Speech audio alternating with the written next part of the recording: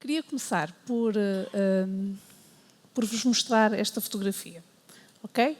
Estão aqui aquilo que nós chamamos os pais da inteligência artificial. E porquê é que eu fui buscar esta foto? Porque hoje em dia fala-se muito de inteligência artificial e se calhar não neste contexto, mas há uma tendência para se pensar que é algo recente, não é? Portanto, não é de todo. No próximo ano vamos comemorar os 70 anos da inteligência artificial. Portanto, há muito que se faz inteligência artificial. A Associação Portuguesa para a Inteligência Artificial comemorou no ano passado 40 anos. Portanto, há muitos anos que se trabalha em IA em Portugal. Portanto, hoje em dia tem outra notoriedade, outra visibilidade, mas há muitos anos que se trabalha neste campo. Esta é uma timeline curiosa, porque começa em 1950, com o famoso artigo do Alan Turing, com o teste de Turing. Depois passa para 55, 56, onde foi organizado o workshop em que aqueles senhores participaram e onde o termo inteligência artificial, que às vezes se discute se é o nome mais adequado ou não, mas isso é toda uma outra discussão, foi cunhado. Depois avançamos para... Nos anos, chegamos aqui a uma parte que é o inverno da inteligência artificial. Queríamos falar também um bocadinho disso porque nesta fase de boom da inteligência artificial que estamos, também muito se discute se o crescimento vai continuar a ser exponencial, se não vamos novamente ter um inverno ou um outono da inteligência artificial. Eu sou uma otimista por natureza, portanto, acho que a inteligência artificial está cá para nos ajudar e que vai ficar. Depois, porquê é que foi provocado esse inverno? Porque aqueles senhores tinham uma capacidade de sonhar incrível, não é? Portanto, eles acharam que num curto espaço de tempo a inteligência artificial iria conseguir trazer grandes benefícios e iria conseguir alcançar grandes feitos. Estávamos em 56, década de 60, não tínhamos hardware, não tínhamos software, portanto, não foi possível. E foi isso que levou àquele descrédito e à falta de investimento em inteligência artificial. Em 97, houve um marco muito importante, que foi o Deep Blue. Portanto, um programa que jogava xadrez, que ganhou ao campeão mundial de xadrez. E isso dinamizou novamente a inteligência artificial. Passamos pela fase dos sistemas periciais, avançamos até que 2015, 2016 e depois de 2017 tivemos novamente um marco significativo, o AlphaGo. Okay? Mais uma vez um jogo que ganhou ao campeão mundial de Go. Mais um marco importante. Esta timeline termina exatamente em 2017 com o AlphaGo, mas foi a partir desta altura, 2015, 16, 17, que se deu de facto o salto.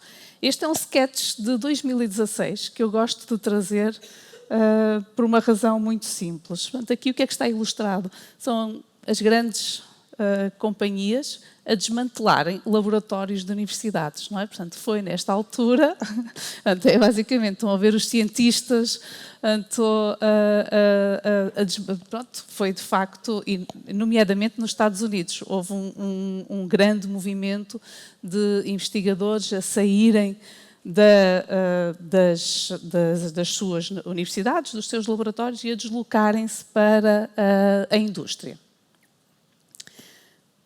Eu acho que as cores não foram bem escolhidas, mas eu vou-vos explicar o que é que eu trouxe aqui. Isto são gráficos do Google Books Ngram. Portanto, o que é que eu fiz? Este primeiro gráfico ilustra o crescimento da inteligência artificial, não é? Portanto, na timeline. Este segundo gráfico aqui, que não se consegue ver, eu escolhi 3 keywords. Portanto, inteligência artificial na medicina, inteligência artificial na educação e inteligência artificial na indústria. A indústria não se vê, mas é a linha que está a verde.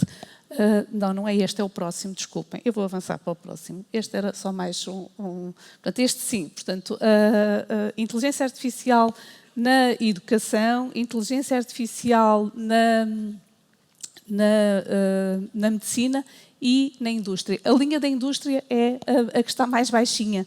Portanto, é uma área em que, de facto, a inteligência artificial tem ainda um grande poder transformador. Portanto, acredito que há muito que podemos fazer, muito que podemos contribuir.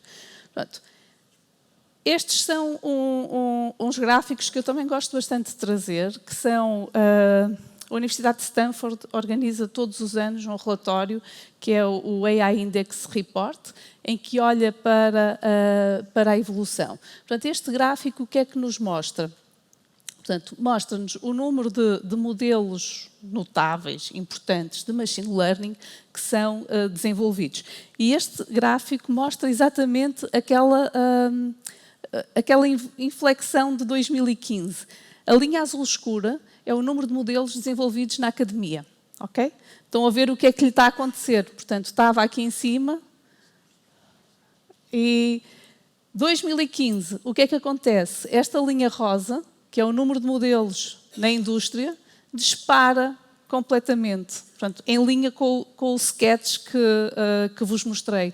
Portanto, quando falamos de indústria, qual é que é aqui o grande impacto? Foram a saída para aquelas grandes empresas que, de facto, apostaram no desenvolvimento de modelos de inteligência artificial. Em termos de áreas geográficas, que o professor Pedro também nos foi falando disso na sua sessão introdutória. Portanto, aqui... Desculpem, vou voltar para trás. Aqui, o que é que nós temos? Temos, em 2024, portanto, e vemos aqui Estados Unidos, China, portanto, depois disso aparece-nos França, mas uma predominância gigante destes 2 players.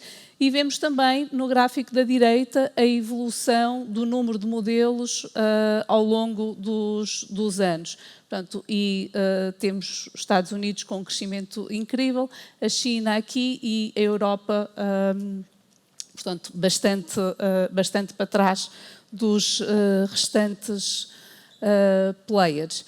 Em termos de organizações que desenvolvem trabalho muito significativo, reparem o que é que temos. Temos todas as Big Techs. Portanto, em termos de academia, aparece-nos o MIT e Berkeley aqui em baixo, não é? Portanto, a indústria está, de facto, com um papel muito importante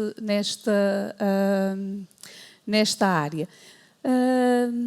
Em termos de comparação e áreas em que os modelos de inteligência artificial já superaram o desempenho humano, tudo o que é, e no vídeo inicial nós vimos o reconhecimento de defeitos em pratos, portanto, visão por computador. Assistimos a grandes avanços nessa área e no conjunto de dados que é usado para comparar, a visão por computador é uma das áreas em que alguns modelos já ultrapassam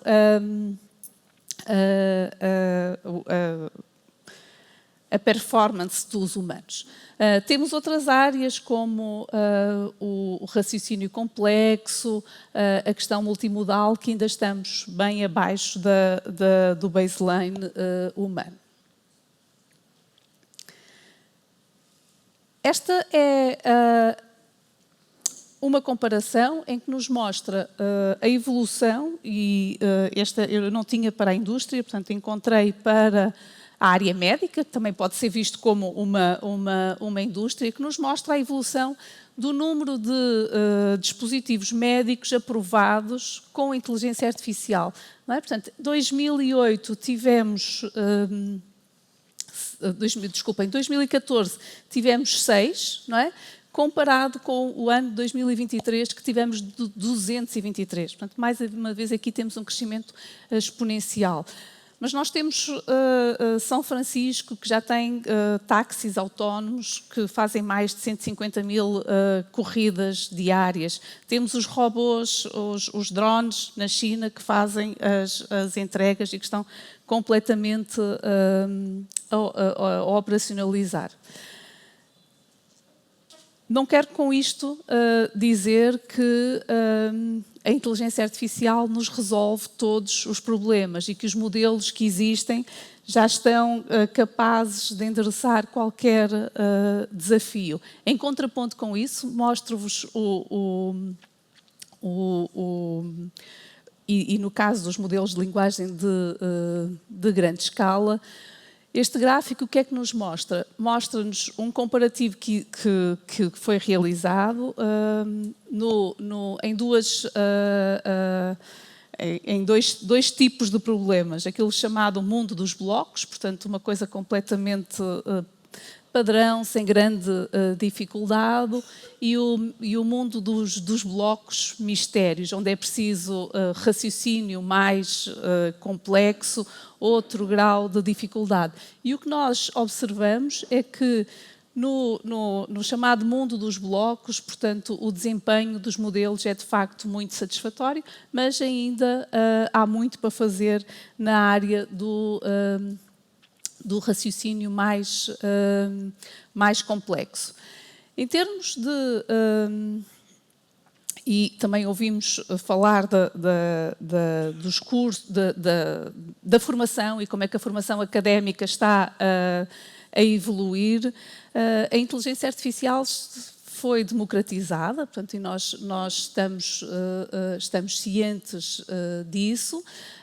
Há muitas áreas em que o ensino da inteligência, muitas zonas geográficas em que o ensino da inteligência artificial já é obrigatório no ensino primário, mas há muitas áreas geográficas onde não existe sequer ensino na área de computer science, como é o caso, por exemplo, de África. Ainda há aqui uma grande falha por todas as razões conhecidas, como, por exemplo, a questão das falhas de energia. Então, este é, de facto, o tempo da inteligência artificial. Portanto, a inteligência artificial, naquele sketch que dizia que os investigadores abandonaram as universidades e ela mudou-se para a indústria, em 2022 a inteligência artificial mudou-se para a sociedade, mudou-se para nós. Ou seja, qualquer pessoa já ouviu falar do ChatGPT, já experimentou o ChatGPT.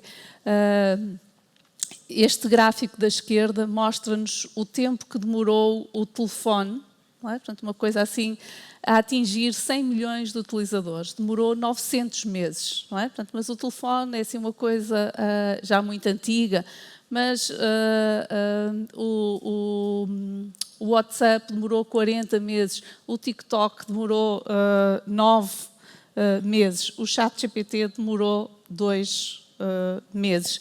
Para 100 milhões. Se formos para... Mas isto já são coisas assim um bocadinho antigas, não é? Portanto, se formos para tecnologias que toda a gente usa, para atingir 1 milhão de utilizadores, o ChatGPT demorou 5 dias, enquanto que o Netflix demorou 3 anos e meio. Não é? Portanto, só para terem uma ideia de comparação. Portanto, em termos de aplicações de inteligência artificial, e ouvimos na intervenção inicial, portanto, nós temos, para além de a termos na nossa vida, não é? Portanto, eu hoje quando cheguei ao carro, Google Maps, mandou-me por aqui, portanto, já usamos o Google Maps Waze já há muito tempo, está cheinho de inteligência artificial lá dentro. É transparente para nós, se calhar nem pensamos que é a inteligência artificial que lá está, mas tudo é inteligência artificial, ou seja, está cheio de inteligência artificial. Portanto, mas temos nos assistentes virtuais, temos nas nossas casas, portanto, nos dispositivos inteligentes, temos na área da energia, a forma como as casas e as comunidades de energia são geridas. Temos na saúde a personalização dos cuidados médicos. Portanto, em Portugal e na Europa como um todo, o envelhecimento é um problema. A inteligência artificial tem aqui um poder transformativo também muito grande. Portanto, as áreas de aplicação são de facto muito vastas. Eu escolhi este exemplo por ser na área da indústria, é algo em que trabalhamos no meu centro de investigação, portanto, a manutenção preditiva. Desenvolvemos estes trabalhos no âmbito de projetos europeus, projetos do Portugal 2020, 2030, também no âmbito das agendas. Portanto, o que é que desenvolvemos nestes projetos e que acredito que tem e que já teve impacto em indústrias? Trabalhamos duas grandes áreas, os processos industriais e as infraestruturas. No caso dos processos industriais, trabalhamos com um dos exemplos que nós temos aqui, é uma empresa, um processo de extrusão. No caso das infraestruturas, trabalhamos na área da ferrovia e agora temos também um projeto em execução, que é na área dos edifícios, não é? Portanto, perceber e prever danos. Como nos mostrava o vídeo inicial, vivemos num mundo completamente sensorizado. As nossas indústrias estão cada vez mais sensorizadas. Portanto, a nossa capacidade de recolher dados é cada vez maior. Dados de qualidade e dados que não sejam que não sejam lixo, que não tenham muito ruído. Mas a verdade é que nas indústrias trabalhamos com dados reais, portanto, eles chegam-nos com todas essas características. Portanto, o que é que nós temos que fazer? Temos que melhorar os dados de forma a poder aplicá-los os nossos algoritmos e passar essa informação para os decisores. Portanto, trabalhamos três aspectos muito importantes: a explicabilidade, a escalabilidade e a aprendizagem contínua. A explicabilidade é muito importante porque a saúde é um exemplo claro disso, mas a indústria também. Um decisor, quando olha para um resultado de um algoritmo, portanto, há um conjunto de dados, o algoritmo é aplicado e é feita uma recomendação. É importante que exista uma fundamentação para essa proposta de decisão. Há uns anos atrás falava-se muito de caixas negras, não é? Portanto, dos algoritmos terem algo completamente fechado, sem qualquer capacidade de explicabilidade. Portanto, nos últimos anos tem-se apostado muito na questão da explicabilidade. Portanto, outra questão muito importante é a escalabilidade. Portanto, em ambiente académico, naquele mundo perfeito dos blocos, não é? Portanto, trabalhamos com um conjunto de dados mais reduzido, mais tratado. Portanto, quando vamos para a indústria, os dados estão a chegar em contínuo, portanto, a sua capacidade de crescer é muito grande. Portanto, a questão da escalabilidade é relevante. Também temos trabalhado a questão da aprendizagem contínua. O que é que eu quero dizer com isto? Portanto,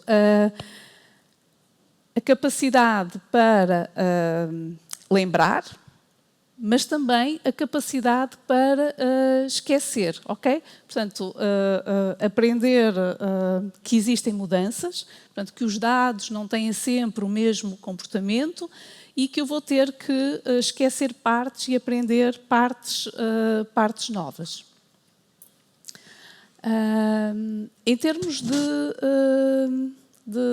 eu peço desculpa que eu não tinha percepção que isto não ia ficar visível, não é? Portanto, a questão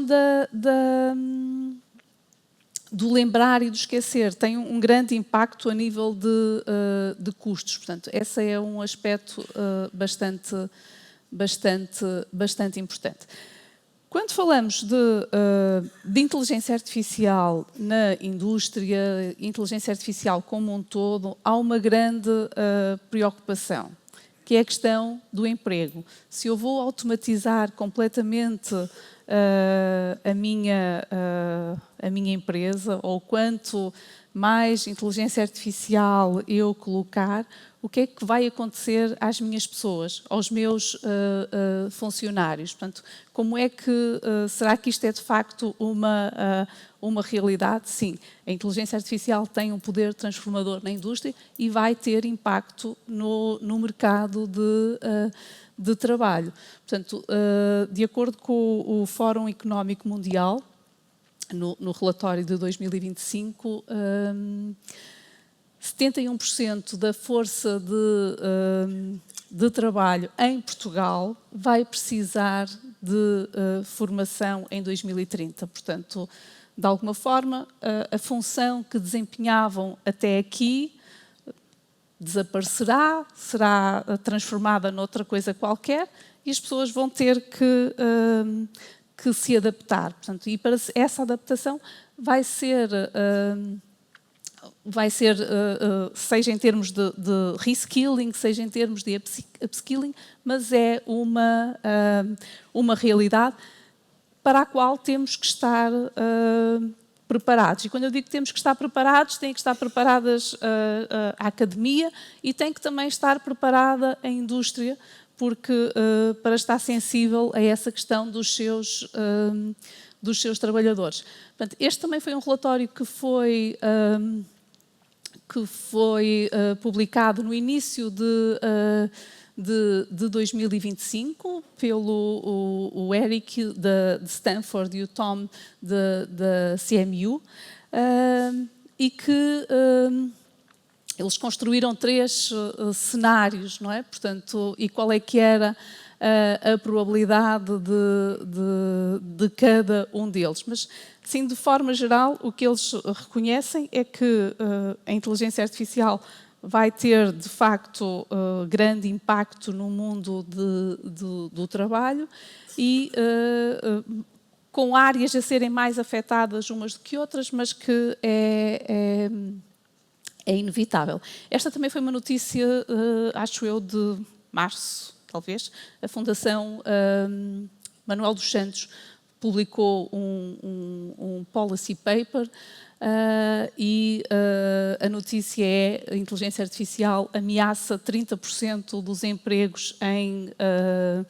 em Portugal. Portanto, é, de facto, uma realidade. Como é que nós nos podemos posicionar para fazer face a esta realidade? Esta realidade já não é nova, não é? Portanto, em todas as revoluções houve impacto no mundo do trabalho. Então, porquê é que nós agora estamos tão preocupados com esta questão? Porque a velocidade a que as coisas estão a acontecer é diferente. Todos os gráficos que eu vos mostrei no início mostravam uma curva exponencial. Portanto, as revoluções já aconteceram, portanto, a diferença, na minha opinião, é a velocidade a que estão a acontecer agora.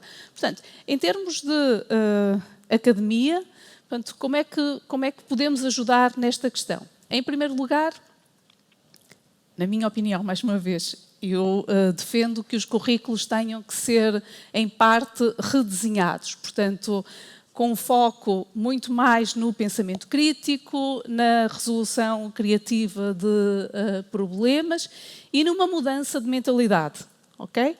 Portanto, a aprendizagem ao longo da vida. Quando eu me licenciei, a ideia é que estava bom, não é? Portanto, eu acabei a minha formação, fui trabalhar para uma empresa e achei que erradamente, enganadamente, que os meus estudos estariam terminados por ali. Não se falava nesta questão da aprendizagem ao longo da vida, de estarmos sempre a aprender. E eu acho que essa mudança de mentalidade tem que ser passada para os nossos alunos. Um outro aspecto que eu acho muito, muito importante, as chamadas soft skills, não é? Portanto, as empresas procuram pessoas tecnicamente competentes, mas também pessoas com características como adaptabilidade, flexibilidade, a colaboração, não é? Portanto, e a capacidade de comunicação efetiva. Portanto, se pudermos treinar e dotar os nossos alunos dessas competências, eu acho que também é um contributo muito, muito positivo. Alertar nas nossas formações para as questões éticas que agora se colocam também no contexto da inteligência artificial. E se nas formações mais da área de inteligência artificial estas questões já são fortemente endereçadas, se calhar nas outras engenharias pode não acontecer tanto, portanto eu acho que isso também tem que ser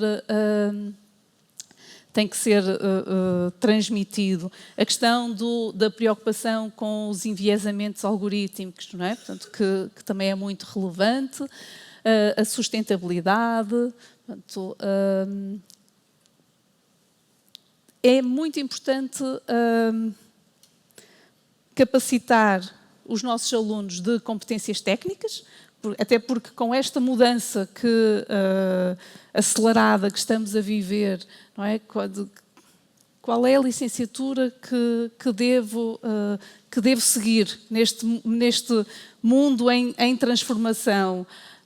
Uma que dê competências sólidas e capacidade de aprender, não é? E que os faça felizes. Portanto, é esse o conselho que costumo dar.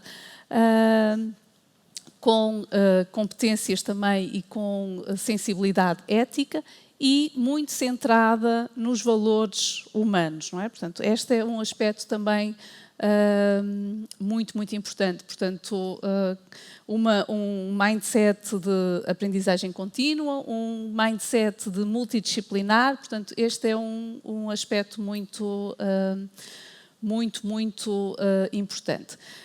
Depois, um último aspecto, pronto, para além de formarmos os nossos alunos com todas estas competências, há um último aspecto que é este da colaboração entre a academia e a indústria. Portanto, se existe uma necessidade de aprendizagem ao longo da vida, quer dizer que nós vamos ou deixamos de formar os nossos alunos, enviá-los para as indústrias, portanto agora temos que estar preparados para os receber novamente, para desenvolver cursos de upskilling, certificações, programas especializados.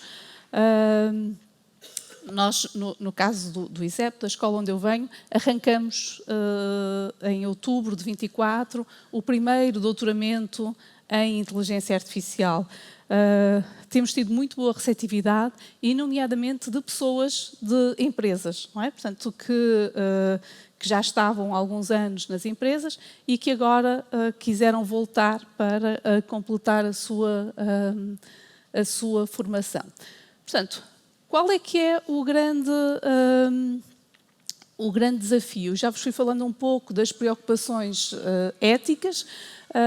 No desenvolvimento de qualquer sistema, o importante é garantir que o impacto da inteligência artificial é de facto benéfico, e o professor Pedro já falou também disso na sua intervenção, e não danoso para a humanidade. Existem, de facto, alguns incidentes relacionados com inteligência artificial. Portanto, de 23 para 24, houve um aumento de 56% de incidentes relacionados com a inteligência artificial.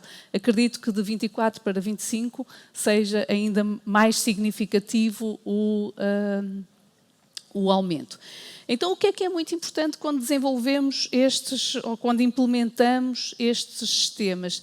Ter noção da importância de desenvolver aquilo que nós chamamos de inteligência artificial responsável, não é? Portanto, uma inteligência artificial que seja justa, segura, confiável. Nós temos uma colega portuguesa, a Virgínia, não é? Portanto, estive a semana passada com ela nos Estados Unidos, que tem um trabalho fabuloso nesta área e que define a inteligência artificial responsável como sendo a responsabilidade humana, não é? Portanto, dos humanos, de desenvolver sistemas inteligentes que são alinhados com os humanos, com os princípios e valores humanos, não é? Portanto, se nos guiarmos por este princípio, vamos desenvolver sistemas, de facto, que nos ajudam e que vão transformar o mundo e em que a inteligência artificial vai contribuir fortemente para um mundo bastante melhor. A inteligência artificial responsável segue 3 princípios principais, eu não me vou detalhar aqui: a responsabilidade, a transparência e a contabilidade.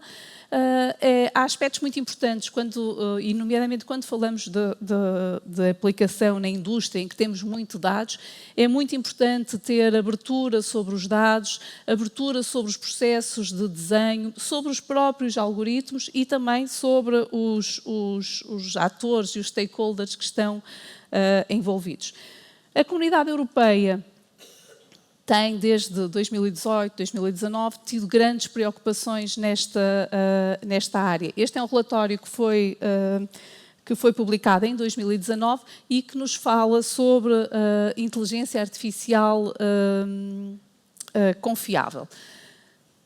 Desde essa data, a Comunidade Europeia tem tentado regular e, em agosto do ano passado, foi publicada a Lei da Inteligência Artificial. A Lei da Inteligência Artificial estratifica as aplicações da inteligência artificial em níveis de riscos, desde aquilo que é chamado o risco inaceitável e onde as aplicações são de facto proibidas, portanto não é possível comercializar nenhuma, e neste momento já não é, nenhuma aplicação que tenha este nível de risco na Europa, e estamos a falar de coisas como scoring social, não é? Portanto, atribuir-nos pontos em função do nosso comportamento, até um nível de risco que é considerado como não tendo risco e que tem menos obrigações. Portanto, aqui os exemplos dos riscos inaceitáveis, portanto, o social scoring, a categorização biométrica em função de aspectos sensíveis como a raça, opiniões políticas e não só. Sistemas que são classificados como risco elevado, temos a questão do diagnóstico médico, a questão das infraestruturas críticas. Por exemplo, uma coisa curiosa, sistemas que determinam o acesso ao ensino, não é? Portanto, nós não temos em Portugal não funcionamos assim, mas existem outros países que têm outras formas de acesso ao ensino, portanto, aqui é considerado risco elevado. Depois há eu já estou a falar há muito tempo, pronto, vou tentar acelerar. Pronto, há uma quantidade de obrigações que cada uma destas aplicações tem de cumprir para poder ser comercializada, e isso vai mudando em função do nível de risco. Só para terem uma ideia, no nível de risco limitado, temos os chatbots, por exemplo, e os deepfakes. Qual é que é a obrigação neste caso? Portanto, tem que ser claro para o utilizador que está a interagir com um sistema de inteligência artificial e não com o humano. Okay? Portanto, essa é uma obrigação. Um deepfake é um risco limitado? Na minha opinião, não é? Portanto, pode ser algo muito danoso, mas está classificado aqui nesta área. Portanto, aqui são alguns exemplos de notícias que foram surgindo ao longo do tempo.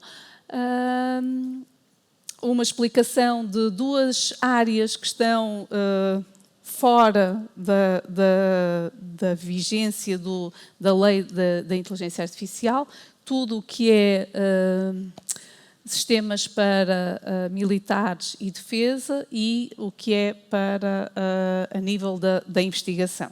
Agora, se eu desenvolver um sistema no meu grupo de investigação em colaboração com uma indústria para onde quero transferir o conhecimento, tem que estar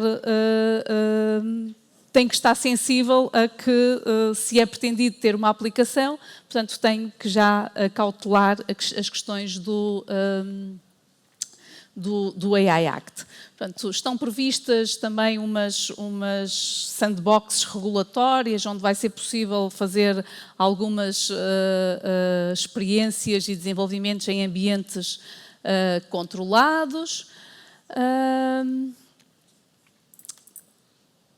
Qual é que é, quando se fala o AI Act não nos vai deixar ficar para trás face àqueles gráficos iniciais que eu vos mostrei de Estados Unidos e China, o que é que é um risco? Portanto, e se eu defendo a regulamentação, também defendo que é necessário revisitá-la regularmente.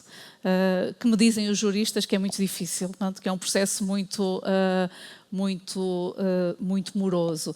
Mas a verdade é que qualquer empresa que pretenda comercializar o seu produto na Europa, tem que respeitar o AI Act, independentemente de onde é que esse produto foi desenvolvido. Em termos de implementação, portanto, neste momento está em vigor, portanto, não necessitou de regulamentação nos Estados-membros, portanto, já está em vigor. Portanto, em janeiro já foram proibidos, passaram os primeiros 6 meses, proibido tudo o que é risco inaceitável, janeiro, não, fevereiro. Não é? Portanto, agora tem um restante calendário para a sua implementação plena até 2027. Estão previstas um conjunto de multas para quem não respeitar o AI Act. Acreditamos que, mais do que as multas, será bastante danoso para as empresas, ao nível da sua reputação, ser acusada como não respeitando a lei da inteligência artificial. O que é que se espera, ou melhor, qual é que é a esperança que com o AI Act surja algo semelhante que aconteceu com a Lei Geral de Proteção de Dados, com o Regulamento Geral de Proteção de Dados, que se foi expandindo a outras zonas geográficas, aquilo a que se costuma chamar o efeito Bruxelas. Portanto, Bruxelas regulamenta e depois alarga-se aos restantes Estados. Isto são alguns exemplos, isto neste caso é do Brasil, que também já está a ponderar uma legislação também nessa área. Portanto, última mensagem final que eu gostaria de deixar. É inevitável, este é o tempo da inteligência artificial e é um tempo em que a inteligência artificial vai contribuir e muito para a melhoria e a facilidade com que realizamos algumas das tarefas no nosso dia-a-dia. Agora, é importante que seja uma inteligência artificial ética e sustentável. A parte da sustentabilidade eu não abordei muito na minha apresentação, mas é a preocupação com os custos energéticos destes modelos e como é que nós vamos fazer face também a esse desafio. Muito obrigada. Obrigada.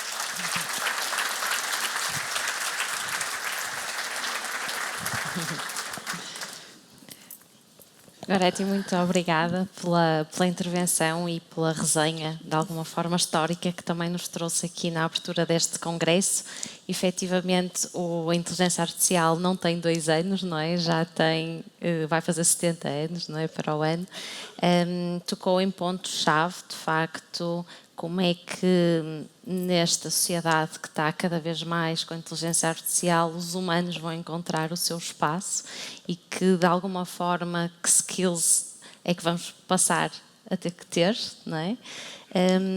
E, no fundo, as diferentes vertentes em que nós já temos na sociedade, nas diferentes áreas, quer da indústria, saúde, que também referiu, e, no fundo, como é que com tanta regulamentação também vamos conseguir avançar.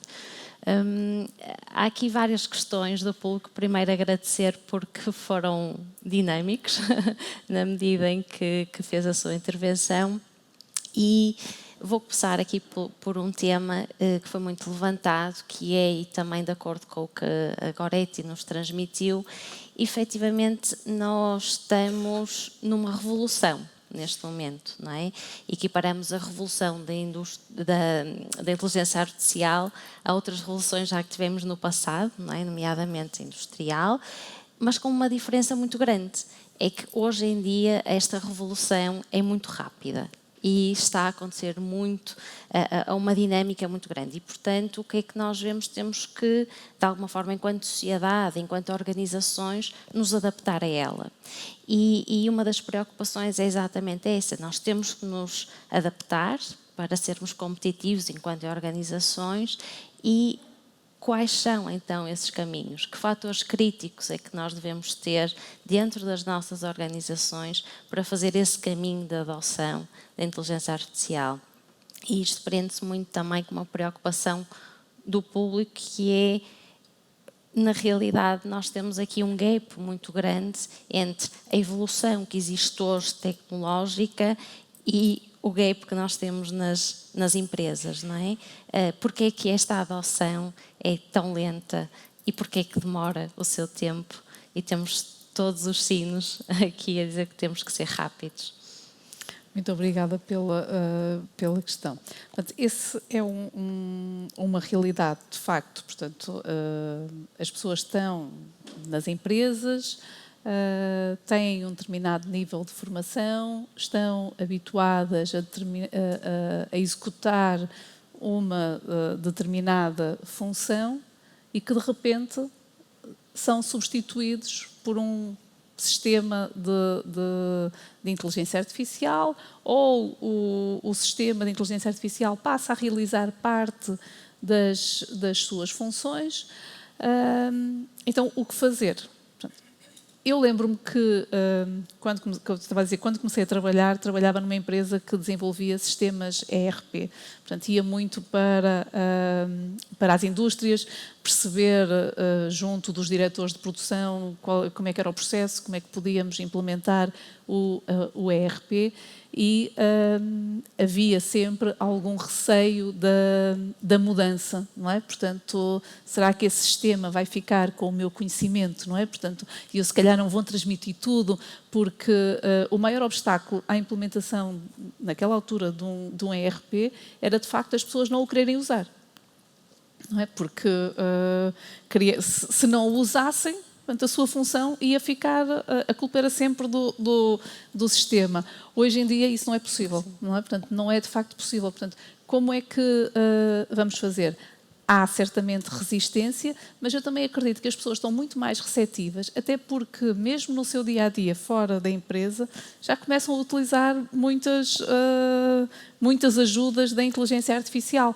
Portanto, qual é que é o segredo? Em primeiro lugar, as empresas procurarem ações de capacitação para os seus funcionários, portanto, tentarem que sejam desenhados quase que formações à medida para a necessidade da sua indústria, permitindo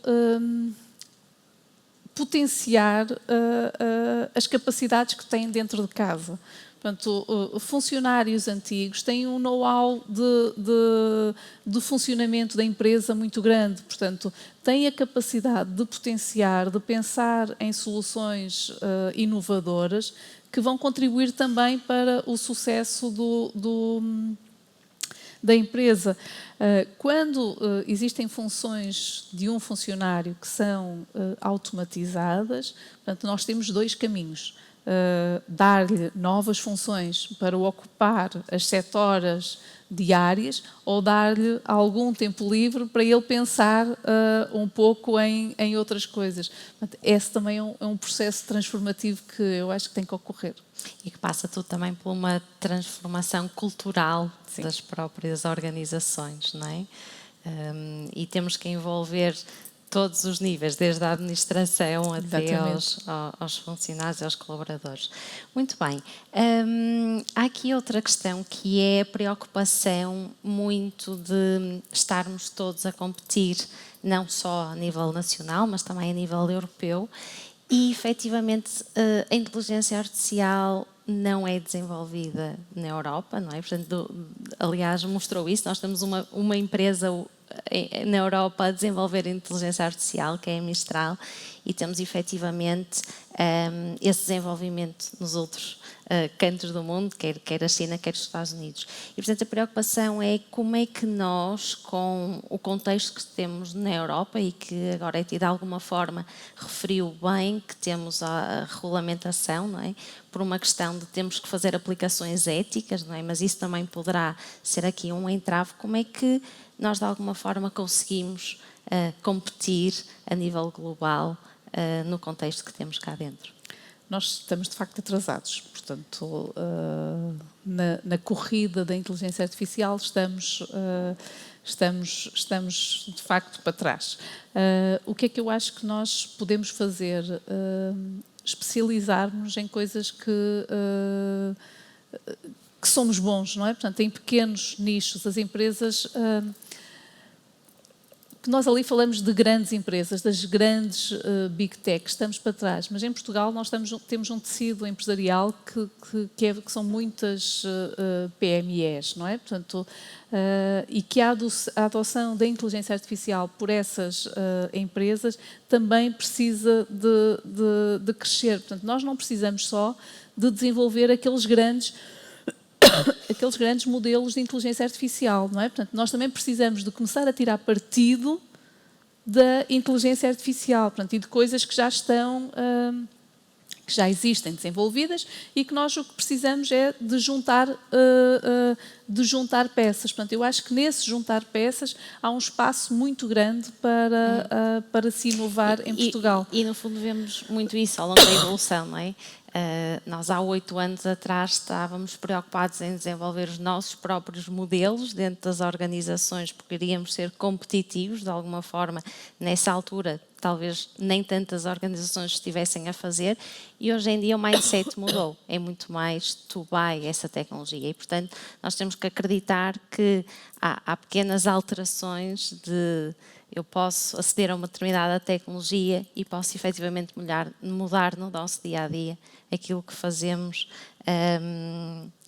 melhor com a tecnologia que está acessível e democratizada hoje, não é? Portanto, é essas avenidas que as empresas também têm que procurar, que é dar a possibilidade de utilizarmos essas tecnologias. Isto tudo, efetivamente, só se faz com alguma mudança também e alguma formação adicional e, portanto, há aqui também uma preocupação que é como é que nós garantimos que com os programas que temos nas universidades, que hoje já falamos aqui, até inclusivamente a Universidade do Porto está-nos a dar programas de inteligência artificial, cada vez mais formação nesta área, mas sabemos que a concorrência é muito grande lá fora e as condições de trabalho também são muito grandes lá fora e, portanto, como é que nós também aqui nos conseguimos posicionar enquanto atração de talento e captação de talento nestas áreas, que é um problema que nós vemos, não é? Não temos ainda tantos recursos a trabalhar nestas áreas. Como é que vê que esses planos dentro das organizações poderiam funcionar? Alguma recomendação? Portanto, em termos de talento, que é isso que estamos a falar, portanto, o Governo está a preparar uma agenda para a inteligência artificial, e um dos eixos que é muito visado nessa agenda é o talento.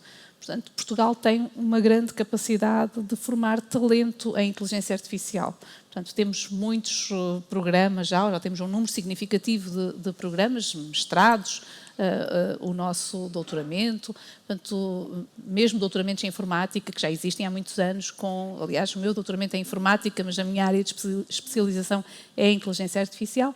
Agora, a grande dificuldade é reter esse talento. Portanto, essa é uma preocupação que tem que ser tida e que são necessárias medidas para promover essa retenção de talento. Ao nível das empresas, acredito muito nos programas de upskilling, não é? Portanto, e nós tivemos um programa em funcionamento durante bastante tempo, mas também de reskilling. Eu tenho uma pós-graduação em Big Data e Decision Making, que já está na 4ª ou 5ª edição.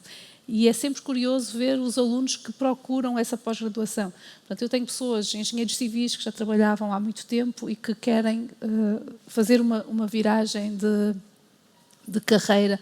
Portanto, de muitas áreas que procuram, ou seja, que se calhar a facilidade de empregabilidade não é tão elevada, então procuram um novo caminho através de uma formação nesta área, uma formação eminentemente prática. Eu costumo brincar que só leciono a disciplina de seminários para garantir que não estrago a pós-graduação. Portanto, funcionamos muito com a contratação de pessoas que estão, de facto, a trabalhar com as ferramentas no tecido industrial. Porquê? Porque vão capacitar os nossos alunos com competências práticas de utilizar aquelas ferramentas, não é? Portanto, enquanto que se calhar eu fosse para lá, tentava transmitir-lhe alguns fundamentos de como é que as coisas se organizam, e eles depois não teriam o tempo porque são formações de 9, 10 meses, de ganhar as competências que lhes permitem posicionar-se de imediato no mercado. E mesmo essas formações, na realidade, têm que evoluir muito rapidamente, não é? Porque se nós também estivéssemos a falar de formação há poucos anos atrás, estávamos a falar muito de uma componente de programação, não é? Que era uma hard skill essencial, e hoje em dia, até recentemente, surgiu o mapa das core skills para 2030, não é? E vemos a programação num quadrante quase como residual. E, portanto, toda a componente hoje em dia, a formação nesta área, e nesse mapa tem lá a literacia da inteligência artificial, é muito mais o saber utilizar, o manusear estas ferramentas, é essa literacia de como é que nós nos conseguimos aumentar, no fundo, enquanto produtividade individual, e muita componente da relação humana, da gestão, da liderança, não é? Esta formação nestes jovens também lhes dada nestes programas? Portanto, ao nível da formação que nós, no meu caso, no Instituto Superior de Engenharia do Porto, portanto, nós no mestrado de Inteligência Artificial apostamos muito nisso. Portanto, os nossos alunos, quando entram no mestrado, são divididos em equipas. Cada equipa vai ter um tema e, ao longo do primeiro ano de mestrado, desenvolve 4 desafios. Nós temos equipas a trabalhar na área da saúde, na área da indústria, recursos humanos, e nesse primeiro ano eles vão combinando pares de 2 disciplinas e vão desenhando e resolvendo um desafio na sua área temática, não é? Portanto, obriga-os a treinar todas essas competências, não é? Portanto, obriga-os ou treina-os para desenvolver essas competências. Mas temos que os treinar para isso. A aprendizagem ao longo da vida lifelong learning, é um facto, portanto vamos ter sempre que continuar a aprender, portanto temos que criar esse mindset. Eu ontem estava a dar uma aula aos meus alunos de segundo ano de mestrado, que estão agora a acabar as suas teses, e a conversa, não sei bem como, virou para a necessidade de programadores nos próximos anos, não é? Portanto, aquela questão da programação, como é que fica os nossos cursos de Engenharia Informática, no caso do ISEP, nós recebemos todos os anos mais ou menos 300 alunos para Engenharia Informática, portanto, são muitos alunos, são muitos engenheiros informáticos a serem colocados no mercado todos os anos.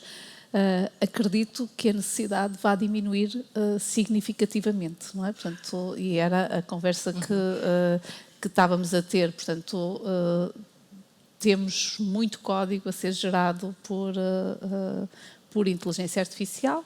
Portanto, os humanos ficam muito com o pensamento crítico, a avaliação crítica. Vão deixar de ser precisos engenheiros informáticos? Não é isso que eu estou a dizer, ok? Portanto, mas vão trabalhar outras perspectivas. Estão noutras fases, no fundo, da cadeia de valor, não é? Muito bem. Em relação aqui o tema de como é que nós fazemos, no fundo, a evolução da indústria, não é? Já ouvimos falar aqui na introdução da indústria 4.0, toda a componente da automação, digitalização. Já também falamos da indústria 5.0, de como é que, no fundo, a automatização com a robotização vão colaborar com os humanos e os robôs colaborativos. Também já li sobre a indústria 6.0, não é? Que é, no fundo, a utilização da inteligência artificial em sistemas integrados dentro das organizações, e já temos alguns exemplos que vêm do outro lado do mundo a falar de dark factories, etc. Como é que vê que vai ser a evolução e a implementação da inteligência artificial ao longo do tempo, com a maturidade que nós vamos adquirindo? Consegue ter uma visão, pode ser mais a curto prazo, a médio ou a longo prazo? Há áreas em que a adoção da inteligência artificial está mais demorada, na minha opinião. Por exemplo, na área da robotização, a robotização industrial nós já fazemos há muitos anos, não é? Portanto, e fazemos bem. Portanto, tudo o que são armazéns inteligentes, e o INEGI já teve muitos projetos nessa área, na transformação.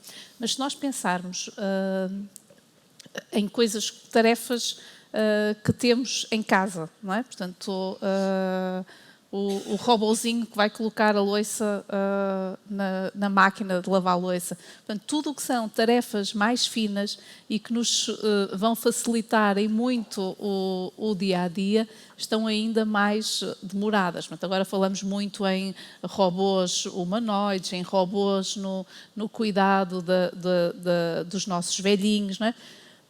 Eu ainda vejo isso num espaço longe do tempo. Se calhar, acho que deveríamos investir muito nessa área, não é? Portanto, que nos iria... eu li uma notícia, eu já não sei dizer de quem, que dizia basicamente isso: eu não quero um sistema de inteligência artificial que pense por mim.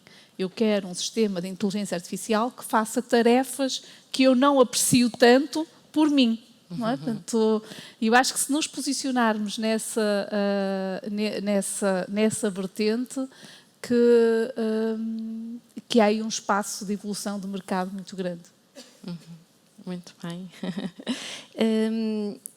Neste momento, eu acho que está toda a gente a pensar qual é, assim, o grande conselho ou recomendação que daria às empresas que querem começar este caminho. Façam parcerias com as universidades. Portanto, na intervenção da Sílvia, portanto, falou muito dos programas financiados pelo Portugal 2020, Portugal 2030, que são parcerias entre as universidades e as empresas.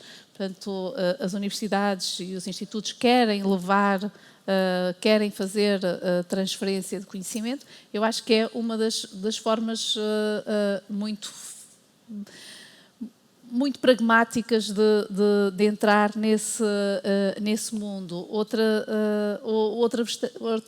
vertente, a capacitação dos seus funcionários. Portanto, preparem a força de trabalho para esta nova realidade.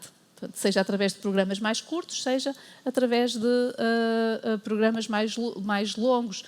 A Fundação para a Ciência e Tecnologia tem apostado muito nos últimos anos, e era uma coisa que era difícil, que é a realização de doutoramentos em programas, em ambientes não académicos, não é? Portanto, existem muitas bolsas de doutoramento para ser atribuídas para a realização de um doutoramento numa empresa, que eu acho que também pode ser uma grande mais-valia para a empresa. Muito bem, obrigada, Goretti, por nos ajudar aqui a nos preparar um bocadinho melhor para o futuro que vamos ter aí. E, sem dúvida, eu diria que há aqui uma mensagem muito grande, é que a inteligência artificial não é só tecnologia, é capacitação, é pessoas, e é hoje em dia aquilo que nós quisermos que seja. Exatamente. Conseguimos fazer tudo que neste momento quisermos com esta tecnologia que temos hoje. Obrigada, Goretti, por nos abrir estas portas e estes horizontes. Obrigada a todos também. Obrigada.